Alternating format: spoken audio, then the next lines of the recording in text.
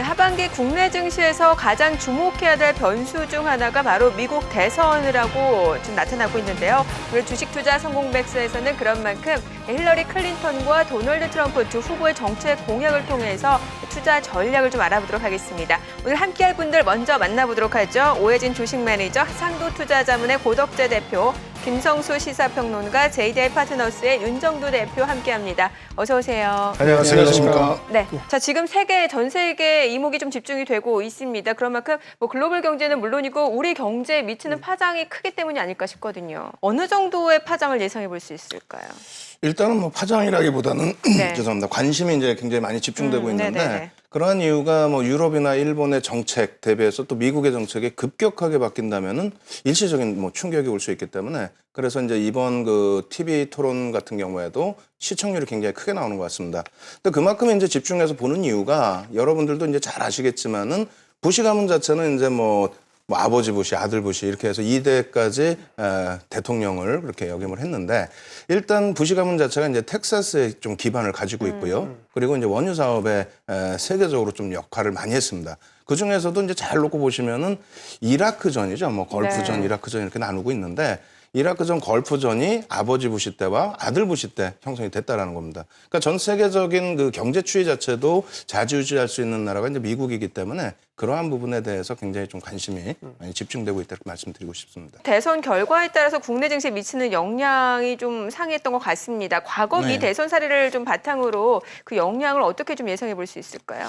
일단 전체적으로 업황 자체가 많이 바뀝니다. 전통적으로 이제 민주당 쪽 같은 경우에는 80년대 중반 이후로 놓고 본다면은 민주당, 공화당 왔다 갔다 하면서 빌 클린턴 대통령 하면 실리콘밸리의 어떠한 굉장히 큰 부흥 이러한 부분과 또 환율 자체도 달러 강세 기조를 어느 정도 민주당은 용인하는 그런 추세였고요. 그런가 하면 이제 공화당 쪽 같은 경우는 대표적으로 이제 원유 사업이라든가 에너지 쪽 그리고 방산에 관련된 전통적인 산업에 치중한 부분이 있습니다.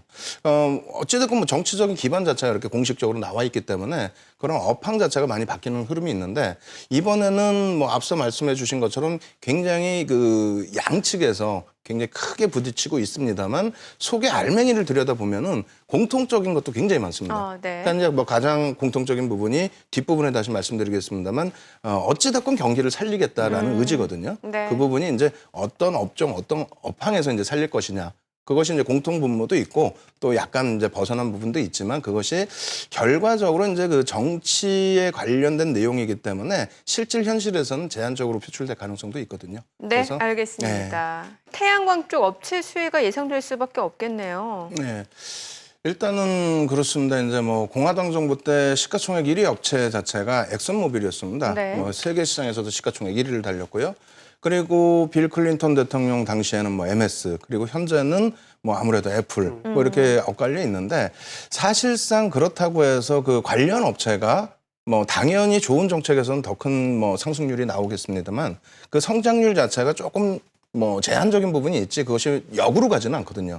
다시 설명드린다면은 일단은 어찌됐건 유가 부분도 정상적인 경기가 긍정적인 흐름이 나왔을 때 네. 그럴 때 유가 랠리가 나왔었고요. 민주당 기준에서도요. 그리고 달러 자체가 약세를 띄었을 때도 유가는 강세를 띄었습니다. 상품 네네. 가격은요. 그래서 이런 것을 감안한다면 만약에 이제 힐러리 후보가 당선이 됐을 때는 당연히 신재생 에너지 쪽에 수혜가 굉장히 크게 예상이 되지만 만약에 이제 트럼프 후보가 당선이 됐을 때도 마찬가지입니다.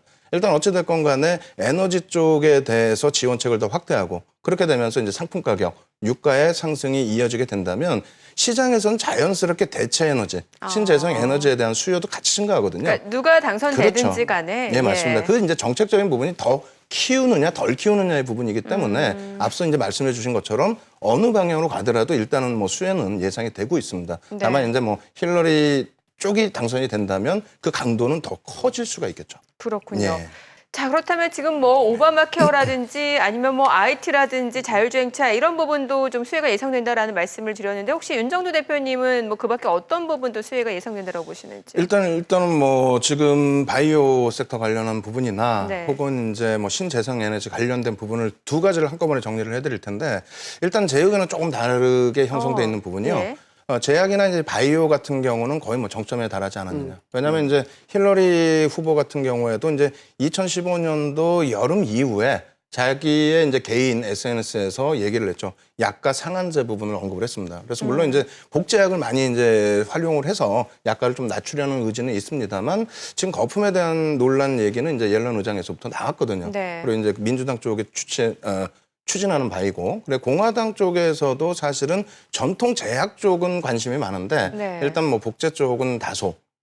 그래서 이 부분은 이제 정점에 달하지 않았나. 그래서 예전에 한번 보여드린 자료인데 오늘 자료를 한번 더 가지고 나와봤습니다. 네네. 미국 쪽에서 제약과 바이오를 보시기 위해서는 아무래도 이제 S&P 500 헬스케어 지수하고요. 그다음에 나스닥 생명공학 지수, 아멕스 생명공학 지수를 보시는 게 맞는데 일단은 뭐 점진적인 상승은 다시 예상이 되고 있습니다만 사상 최대치 또 고점을 돌파하기에는 다소 부담 요인이 있지 않을까 그렇게 생각을 하고요. 오히려 이제 이러한 그 시장 수익률을 놓고 보시기보다는 하나케미칼을 한번 준비를 해봤는데 네. 이쪽은 뭐 화학업체로 분류는 되고 있습니다만 태양광 쪽에 굉장히 집중을 많이 하고 있죠. 예. 그래서 이제 시장에서 OCI와 함께 이제 대형주 중에서는 가장 각광을 받고 있는데 OCI의 수급이 다소 조금 멈칫하고 있습니다. 오히려 이제 차익 실현 매물도 일부 나온 반면에 하나케미칼 같은 경우에는 정체 상태예요. 그 정체 상태 가운데 기관이 매도하고 외국인이 사는. 그리고 이제 그 가장 중요한 부분은 신재생에너지 관련된 부분에 있어서 혹시 힐러리 쪽이 안 되고 트럼프 쪽이 됐을 때에 오히려 이제 역풍을 맞는 것이 아니냐 우려하실 수도 있는데 네. 앞서 말씀드린 것처럼 그렇지는 않을 것 같습니다. 그래서 부시 대통령 때 이제 도쿄 의정소를 뒤집어 버리고 그리고 이제 지금 뭐 2015년도에 파리 기후 협약 자체를 이제 트럼프 쪽에서 뒤집으려고 하고는 있습니다만 그것은 정치적인 쇼에 국한되지 않는다라고 저는 판단하거든요. 예. 그래서 영국의 이제 브렉시트처럼 어떤 이제 그 보수층을 집결하기 위한 내용이지 전체적인 것을 뒤집기에는 다소 무리가 있기 때문에 그렇군요. 일단 뭐 너무 크게 우려하지 마시고 신재생 관련된 종목분들도 관심을 가지시라고 권해드립니다. 네. 한미 네. FTA 재협상이 그렇게 말처럼 쉬운 건가요? 그렇지는 않고요. 예. 지금 뭐 우리 입장에서는 FTA 얘기 나오고 있습니다만 뭐 나프타라든가 이런 것까지 다 재협상을 하겠다, 다 깨겠다. 뭐 이렇게 나오고 있는데 실질적으로 이제 그 브렉시트가 영국에서 정치인들의 어찌 보면 말장난이었죠. 보수층을 집결시키기 위한. 그렇다면 이제 트럼프 같은 경우에도 지금 국민들의 지지 기반을 놓고 보셔야 될 부분이 남성의 한 54%가 트럼프를 지지를 하고 있고요. 네. 힐러리 같은 경우는 여성의 55%가 지지를 하고 있고요. 그리고 이제 백인들을 제외한 부분에 있어서는 69%가 힐러리를 지지하고 있습니다. 네. 근데 백인들은 어떻게 돼 있느냐? 백인들은 53% 이상 트럼프를 지지하고 있습니다. 그러니까 트럼프가 초기에 나왔을 때 민주당 쪽에서 양쪽 다 이제 뭐 안 좋은 얘기를 하겠죠. 그리고 네. 이제 원체 정치권에 계시던 분이 아니기 때문에 뭐 이렇다 저렇다 할 얘기가 있었지만은 사실 정치 나오기 전에는 트럼프 관련된 뭐 도서라든가 이런 부분도 베스트셀러에 뭐 53주씩 있고 많은 분들이 동경을 하던 또 대상이었어요. 네네. 근데 그분의 이제 정책 자체가 대통령이 된다고 해서 전체를 다 잘 알아서 잘 할 수 있는 건 아닙니다. 그렇게 된다면 지금의 기준은 정책적으로 그 뭐라 그럴까요? 어떤 그 보수층을 집결시키기 위한 그런 공약들이 일부 있는 거고 네네. 그것이 실행될 가능성은 적다. 다만 그것이 만약에 실행된다 했을 때 그럼 두 가지죠. FTA하고 이제 환율 문제 부분이 있는데 환율 FTA부터 먼저 말씀드린다면은 어찌됐건 FTA 관련된 부분은 우리나라도 불공정이다라는 얘기를 끝까지 주장을 해왔었어요. 그래서 그 부분이 이제 만약에 그렇게 된다면 다시 진행하면 될 것 같고요. 네. 두 번째로 이제 환율 부분에 있어서는 지금 그 환율 조작국의 대상국이 이제 중국이었는데 중국 같은 경우에는 이제 지금 뭐 많이 벗어나 있는 상황이 돼 있죠. 변동성을 작년에 좀 확대를 해줬고요.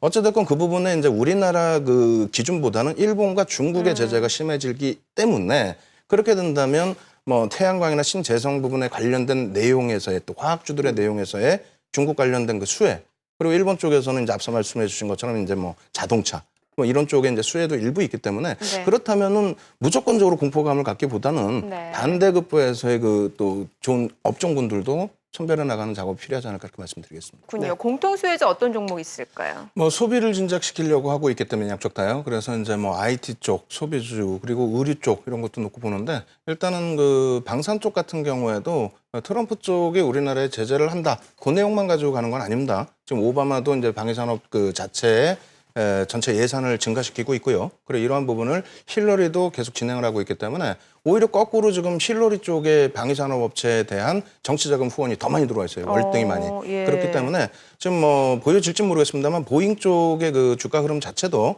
다우지수하고 비교를 했을 때 월등하게 다우지수보다 보잉 쪽의 그 주가 상승률, 그러니까 방산업체 상승률이 7년 동안 뭐 상당히 높았어요. 네네. 그래서 앞으로도 실적 기준으로 보실 수 있겠고요. 그리고 이제 조금 시장에서 좀 불안실성 갖고 가는 부분이 철수라든가 주한미군 철수라든가 방위산업 부분에 대한 분담금 확대인데 이 부분은 조금 가능성이 역시 희박하다고 말씀드릴 수 있는 부분이 외환 보유고 자체가 높은 국가들이 다 미국하고의 관계가 좋은 국가예요. 네. 중국, 일본, 사우디, 우리나라, 대만.